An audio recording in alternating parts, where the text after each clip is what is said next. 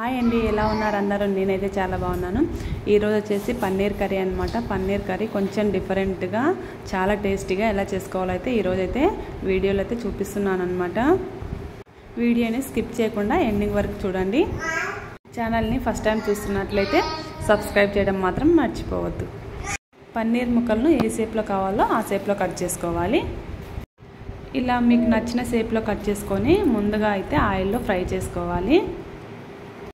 పన్నీర్ ముక్కలను కొంచెం golden brown colour వచ్చే వరకు వేయించుకోవాలి. హై ఫ్లేమ్లో కాకుండా మీడియం ఫ్లేమ్లోనే వేయించుకోవాలి.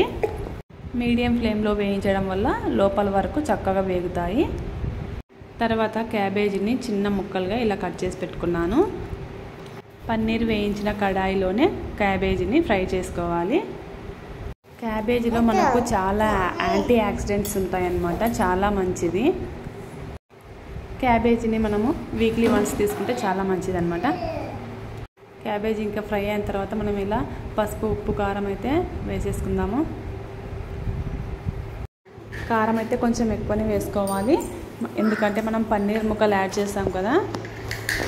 కారం ఎక్కువ ఉంటేనే కొంచెం టేస్ట్ అయితే బాగుంటుంది.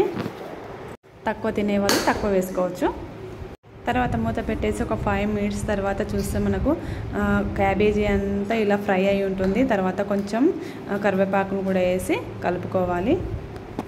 తర్వాత మూత పెట్టేసి ఇంకొక 5 మినిట్స్ తర్వాత ఓపెన్ చేసి చూస్తే మన క్యాబేజీ మంచిగా ఫ్రై అయి ఉంటుంది. తర్వాత అందులో ధనియా పౌడరు అలాగే పన్నీర్ ముక్కలను వేసుకోవాలి.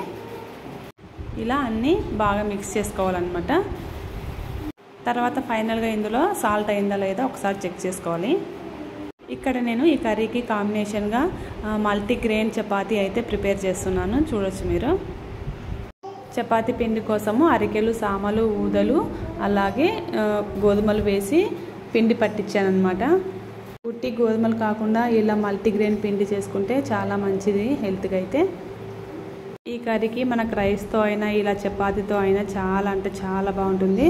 ఒకసారి ట్రై చేసి చూడండి, ఎలా వచ్చిందో నాకైతే కామెంట్ చేయండి. Thank you for watching.